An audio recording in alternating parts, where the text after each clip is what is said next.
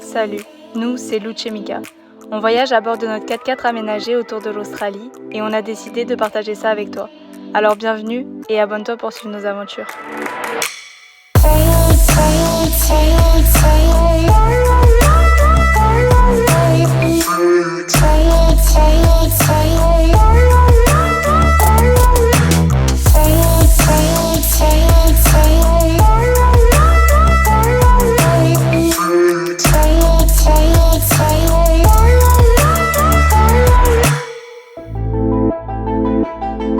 En prenant le cap direction l'Australie, on voulait vivre une expérience hors du commun. L'objectif était de travailler pour faire un road trip tout autour du pays. Mais sur le chemin, on a rencontré plusieurs obstacles. Aujourd'hui, on entame les premiers kilomètres de ce road trip, content de n'avoir rien lâché. Alors, on a décidé de créer Ose l'aventure pour partager tout ça avec toi.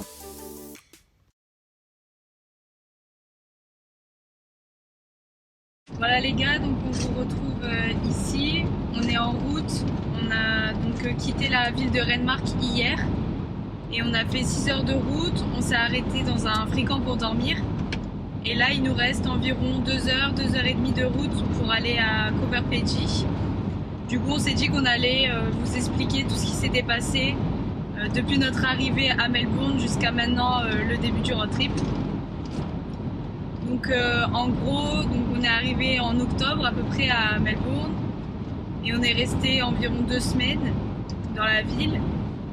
On avait au début pour projet de rester en ville et de travailler dans la restauration, mais on s'est vite dit que finalement on n'allait pas faire ça parce qu'on voulait faire quelque chose d'autre que tout ce qu'on peut faire en France. Donc on s'est vite décidé à acheter une voiture et partir faire les fermes. Donc on a trouvé la voiture, on a pris la route direction Swan Hill, tout ça. On a commencé par plusieurs petites fermes, vraiment pas très bien payées et où il fallait pas mal travailler pour gagner, on va dire, le SMIC. Puis on a trouvé un travail dans une ferme d'amandes qui avait besoin de nous pour la saison complète en fait de la récolte d'amandes. Donc c'était parfait et surtout c'était payé à l'heure, donc quoi de mieux. Donc on est parti là-bas. Au bout de 2 semaines de travail, la voiture elle a fait un joint de culasse. Du coup, comment dire qu'on était un peu dans la merde. Du coup on a eu grave de chance parce que notre patron il nous a vraiment beaucoup aidé. Il nous a prêté une voiture pendant tout ce temps-là. Et on a trouvé donc cette voiture actuelle, un Prado Toyota, trop bien. On a tout aménagé, etc. pendant notre travail à la ferme. Après ça, donc l'arrivée du virus, on devait quitter donc la ferme en avril après la récolte. Et finalement, pas possible parce que tout le monde était confiné, les frontières fermées entre les États. Enfin, trop compliqué pour pouvoir voyager. Donc on a eu la chance que notre patron accepte qu'on puisse continuer à travailler. Donc là on a fait du pruning, donc ça veut dire de l'élagage. On taillait les arbres jusqu'à juin. Après ça il n'y avait plus vraiment de travail, donc on s'est retrouvé un peu bloqué. Et on a décidé de quitter le Victoria, sauf que c'était compliqué parce que tous les États ils acceptaient personne du Victoria parce qu'il y avait eu une deuxième vague de virus dans le Vic. Donc du coup on a dû trouver un travail dans le South Australia pour pouvoir demander à passer la frontière. On a été accepté. Une fois arrivé dans le South Australia, on a dû faire une quarantaine de 14 jours dans un Airbnb qui nous a coûté la peau des couilles. Et du coup de là on a après dû travailler forcément vu que c'était la raison pour laquelle on quittait le Vic. Donc du coup on a fait du picking de mandarines pendant 2 semaines. Pareil, ça nous a fait un petit retour à la réalité du travail à la ferme. Et bon, ça va, on n'a pas trop mal été payé, mais bon, c'était assez dur et physique. Bref, du coup, on se retrouve aujourd'hui, on a pu prendre la route et voilà, on vous embarque avec nous dans notre aventure. Et là, on commence donc par le désert. C'est parti!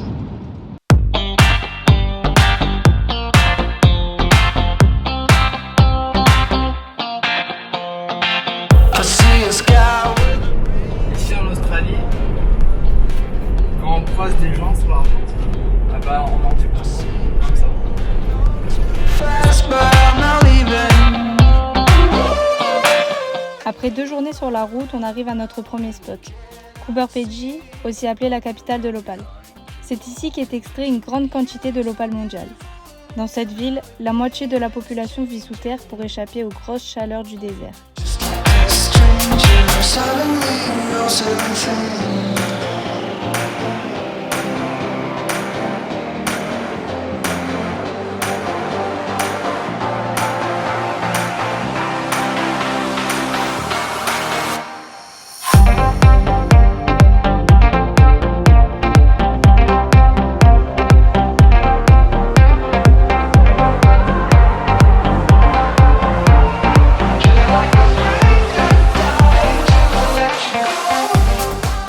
On a pu marcher dans la ville, qui était très calme, et rentrer dans une boutique d'opale.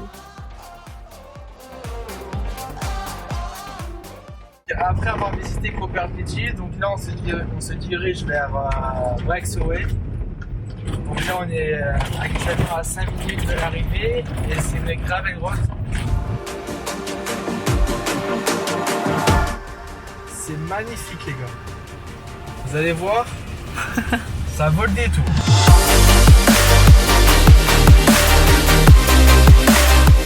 Dès les premières secondes, on se croirait être sur une autre planète.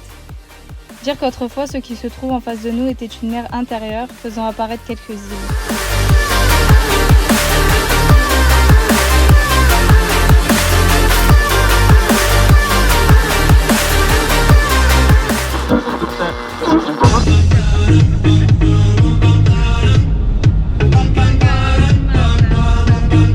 Après cette première journée, on a dormi sur un frican en plein milieu du désert. Un frican, c'est un terrain sur lequel on a le droit de camper gratuitement. Il peut y avoir des toilettes, des douches, froides ou chaudes, voire rien du tout comme celui-ci.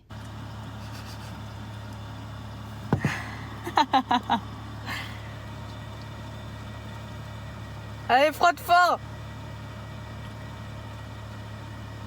Là.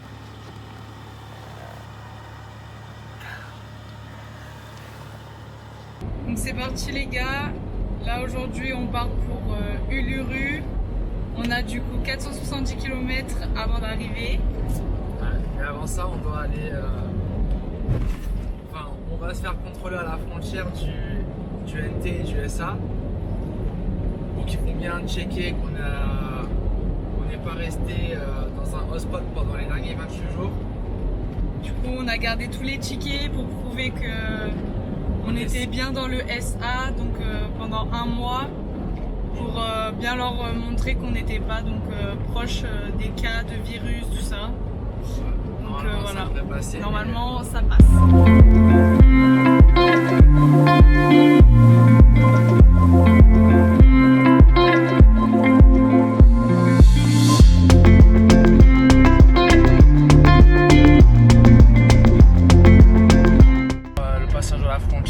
Tranquille.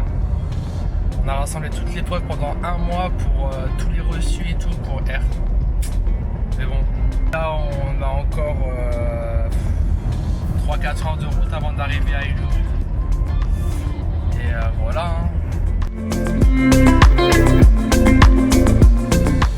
Alors voici notre repas du midi. Au menu, pâte bolognaise du chef Mika.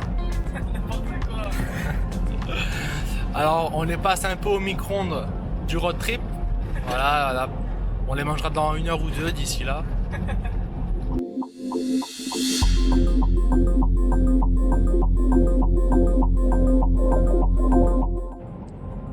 Vraiment, les arbres ils sont chelous. On dirait des vieux sapins.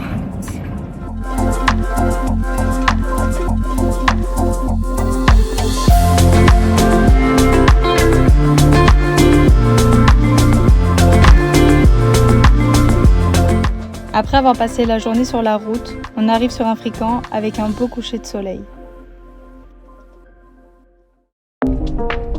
Ce matin, on s'est levé à 5 h pour pouvoir aller voir le lever du soleil sur Uluru. Donc à ce qui paraît, au fur et à mesure que le soleil se lève, la couleur sur Uluru elle change. Donc c'est parti, on va voir ça.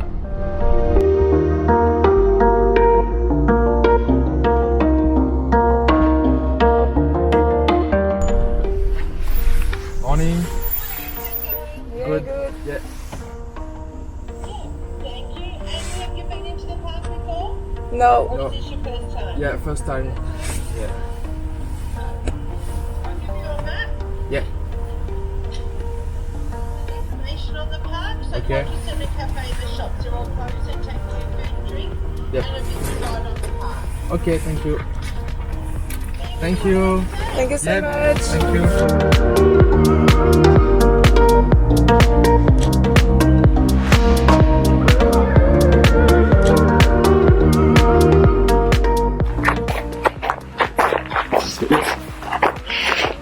T'es content? J'ai hâte de voir les couleurs. Là déjà, il est passé du noir au... Voilà, lune. Ouais, voilà. Là, enfin, je sais pas si on voit à la caméra, mais il est Vraiment. passé du noir au marron foncé. Là, il n'y a aucun nuage, c'est parfait. C'est trop beau. C'est pas très très frais. Il est immense. Je crois qu'il fait 10 km de long. Enfin, pour faire le tour, il y a 10 km. 2 heures.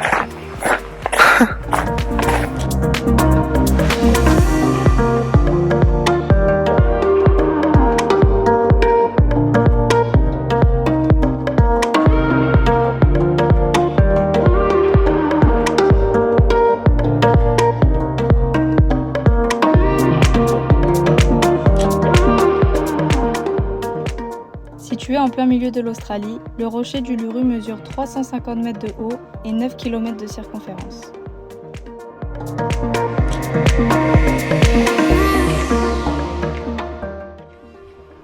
C'est parti, on quitte la voiture pour aller faire la petite randonnée. Et il y a des mouches. Ça nous avait pas manqué. Des mouches et un peu de vent. Donc voilà, ça va, il fait pas trop froid, ça passe. Ok, donc là on se trouve au début de la montée du rocher. Mais malheureusement pour nous, il est fermé. Enfin, cette marche est fermée depuis le 26 octobre 2019. Parce qu'il y Voilà. avait trop d'accidents. Et il faut savoir que vu que c'est un lieu sacré pour les aborigènes, Pour eux de c'était- monter dessus, voilà, c'était c'était... irrespectueux pour leur culture. Du coup, avant, tout le monde, on peut voir là les traces, tout le monde montait ici avec Ouais. une corde et il y a même eu des morts. Avec une corde? Ouais, j'avais vu avec une corde. Ah ouais. C'est ouf.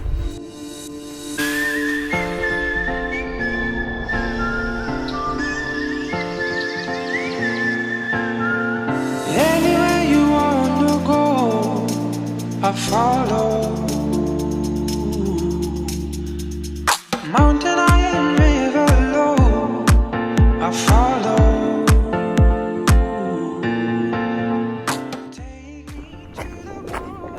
Fun fact, les gars, quand il pleut,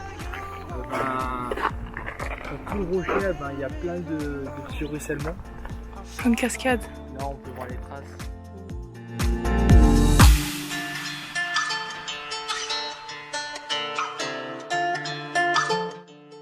J'en ai marre des mouches.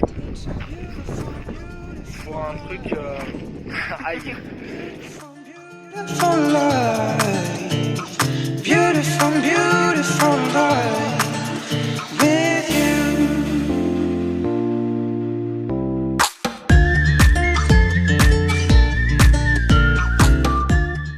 On a fait 2 randonnées pour découvrir le rocher de plus près. Maintenant, direction le meilleur spot pour admirer le coucher du soleil. Anywhere you wanna go, I follow. Ah, là, il y a plus de monde que ce matin. Hein.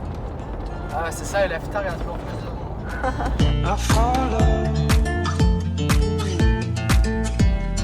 Take me to the Là, il est 5h30, du coup, on va regarder le sunset.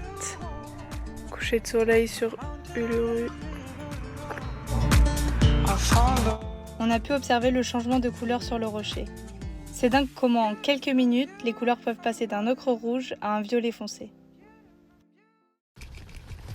Putain, les gars, c'est la galère. Il y a un papillon énorme coincé dans la tente. Du coup, moi, je suis camouflée sous la couette.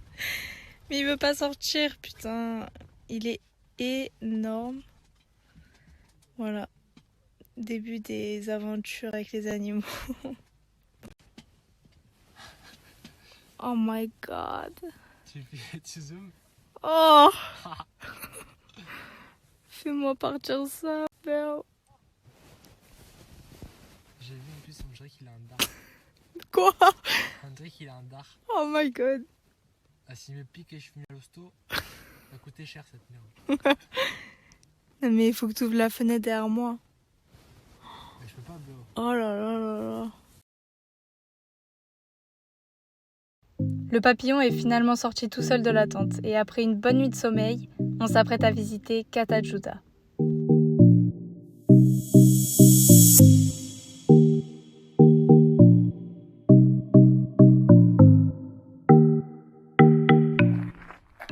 Là on vient d'arriver à Katajuta, donc pour la journée, on va aller faire une petite randonnée.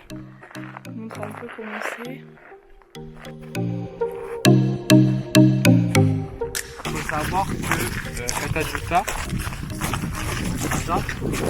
ça fait partie. En fait, c'est le même élément rocheux que Uluru. Alors que tous les deux, ils ont 50 km d'écart. Donc c'est assez ouf de savoir ça. C'est que Sous la roche, en gros, enfin sous la terre, ça continue la roche pour ensuite arriver pour ressortir à Uluru et vice versa. jusqu'ici.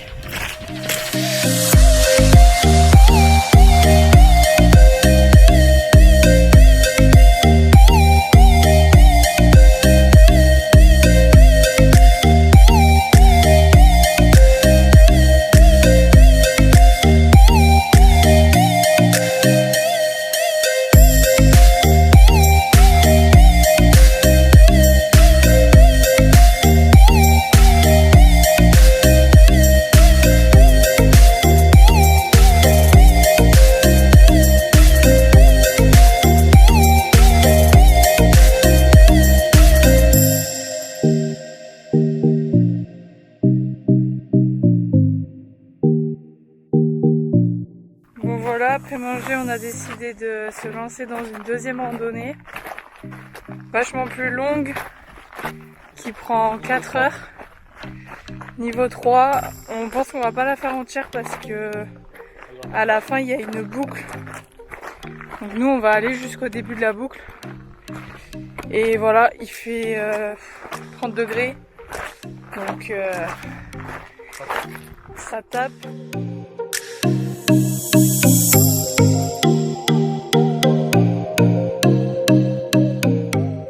En aborigène, le nom Katajuta signifie plusieurs têtes.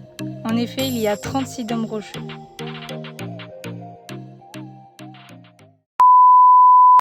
Putain, mais ça cadre pas cette merde là.